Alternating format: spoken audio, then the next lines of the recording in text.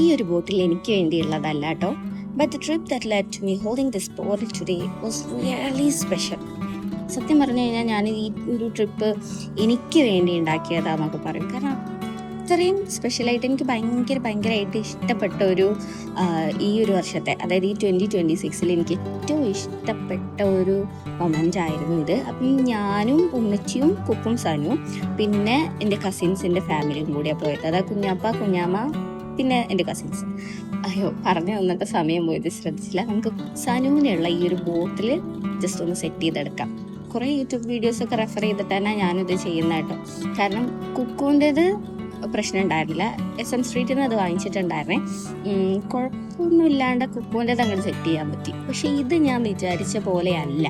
അപ്പം ഇതൊന്ന് പരീക്ഷിക്കാമെന്ന് വിചാരിച്ചു. സോ എന്തായാലും ചെയ്യല്ലേ, നിങ്ങൾക്ക് ആർക്കെങ്കിലും ഇത് ആവശ്യം ഉണ്ടെങ്കിൽ നിങ്ങളും ഒന്ന് കണ്ട് പഠിച്ചോട്ടെ എന്ന് വിചാരിച്ചിട്ടാണ് ഇവിടെ അപ്ലോഡ് ചെയ്യുന്നത്. അപ്പോൾ ഇതിൻ്റെ അകത്ത് ആദ്യം തന്നെ ഒരു സ്റ്റിക്കർ കാണാനുണ്ട് കേട്ടോ. അത് സ്റ്റിക്കറാണെന്ന് ഇപ്പോഴും എനിക്ക് ഉറപ്പായിട്ടില്ല. അത് ആദ്യം ഒന്ന് ഉറപ്പിക്കണം. കാരണം ഈ സ്റ്റിക്കർ കുറച്ചും കൂടി ഭംഗിയുണ്ട്, കുറച്ചും കൂടി ക്യൂട്ട് സ്റ്റഫ് ആയിട്ട് തോന്നാറുണ്ട്.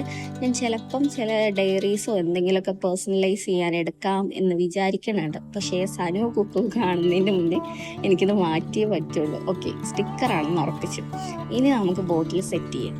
ഈ ബോട്ടിൽ സെറ്റ് ചെയ്യുമ്പോൾ നിങ്ങൾ കുറച്ച് എനിക്ക് ലാഗ് ആവുന്നുണ്ടോ എന്ന് വിചാരിച്ചേക്കാം. ഞാനിത് കഷ്ടപ്പെട്ട് ചെയ്തുകൊണ്ടിരിക്കുകയാണ്. ഒന്ന്, ഇതെങ്ങനെയാണെന്നുള്ളത് ആദ്യം തന്നെ എനിക്ക് മനസ്സിലായിട്ടില്ല.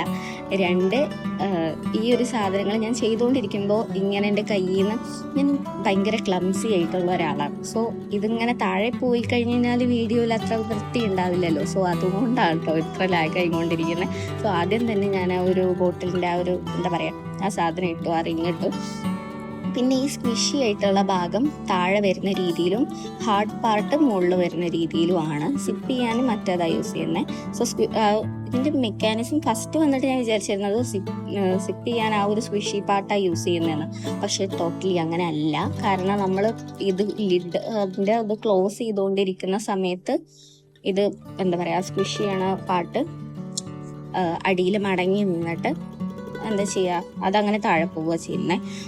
ഇതിൻ്റെ പേരിൽ കുറേ എന്താ പറയുക നല്ല ജോക്സൊക്കെ സംഭവിച്ചിരുന്നു കേട്ടോ. കാരണം ഞാനിങ്ങനെ ഇട്ടു, എന്നിട്ട് ഉമ്മച്ചി പോയിട്ട് ഇത് തിരിച്ചിടും, പിന്നെയും ഞാനിതിങ്ങനെ ഇടും, പിന്നെ ഉമ്മച്ചി വന്നിട്ട് തിരിച്ചിടും. പക്ഷെ അത് റെഡി ആവുകയില്ല.